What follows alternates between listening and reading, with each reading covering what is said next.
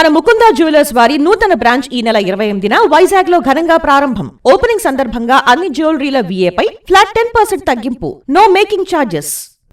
పోలవరం ప్రాజెక్టులో జగన్ సర్కారు చేసిన గుత్తేదారు మార్పు అతిపెద్ద తప్పు అని కాగ్ కుండబద్దలగొట్టింది. పాత కాంట్రాక్టర్ను ముందే తప్పించడం మరో తప్పని తేల్చి చెప్పింది. పోలవరం అథారిటీ చెప్పినా జగన్ సర్కార్ పెడచెవిన పెట్టడం వల్లే 2019 వరకు చేసిన కట్టడాలకు దిక్కు లేకుండా పోయిందని పేర్కొంది. అందుకే డయాఫ్రమ్ వాల్, ఎగువ కాఫర్ డ్యాంలకు తీవ్ర నష్టం వాటిల్లిందని కాగ్ స్పష్టం చేసింది. రివర్స్ టెండర్ల వల్ల నిధులు ఆదా చేశామని వైసీపీ చెబుతున్నవన్నీ ఉత్తుత్తి మాటలేనని కాగ్ ఉద్ఘాటించింది.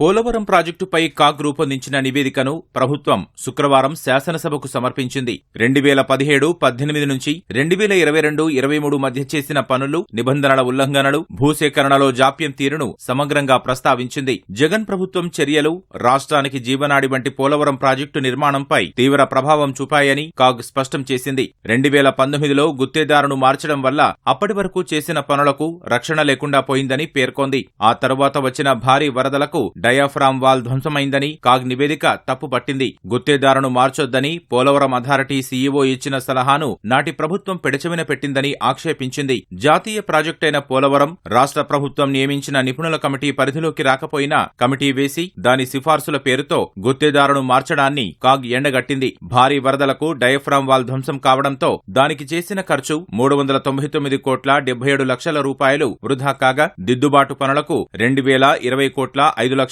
కాపర్ డ్యాంల రక్షణకు 143 కోట్ల 50 లక్షలు అదనంగా చెల్లించాల్సి వచ్చిందని కాగ్ విశ్లేషించింది. ప్రణాళికాబద్ధమైన షెడ్యూలును పాటించలేదంటూ డయాఫ్రామ్ వాల్ నిర్మాణానికి ముందే నదీ ప్రవాహాన్ని స్పిల్వే, స్పిల్ ఛానల్ ద్వారా మళ్లించలేదని ఉదహరించింది. అన్ని పనులు సమాంతరంగా చెయ్యాలని కేంద్ర రాష్ట్ర సంస్థలు ఉమ్మడిగా నిర్ణయించాయన్న ప్రభుత్వ వాదనను కాగ్ సమర్థించలేదు. పోలవరం ప్రాజెక్టులో జగన్ సర్కారు రివర్స్ టెండర్లకు వెళ్లిందని కాగ్ గుర్తు చేసింది. దీనిపై ప్రాజెక్టు అథారిటీ ముఖ్య కార్యనిర్వహణాధికారి ప్రభుత్వానికి లేఖ రాస్తూ మళ్లీ టెండర్లు పిలవద్దు, అలా చేస్తే ప్రాజెక్టు అనిశ్చితిలో పడుతుందని చెప్పినట్లు కాగ్ ప్రస్తావించింది. వ్యయం భారీగా పెరుగుతుందని, అప్పటికే ఉన్న కాంట్రాక్టర్తో ఒప్పందం ముందస్తుగా రద్దు చేసుకుని తిరిగి టెండర్లు పిలవాలన్న ఆలోచన విరమించుకోవాలని, లేదంటే కేంద్రం నిర్ణయం తీసుకునే వరకు ఆగాలని హెచ్చరించినట్లు కాగ్ పేర్కొంది. దీన్ని నాటి ప్రభుత్వం పట్టించుకోలేదని నివేదికలో కాగ్ పేర్కొంది. పోలవరం ప్రాజెక్టుతో పాటు జల విద్యుత్ కేంద్రానికి ప్రభుత్వం రివర్స్ టెండర్లు నిర్వహించిందని తెలిపింది. గుత్తేదారులకు నిర్దేశించిన అర్హతలు ప్రభుత్వ ఉత్తర్వులకు అనుగుణంగా లేవని కాగ్ స్పష్టం చేసింది.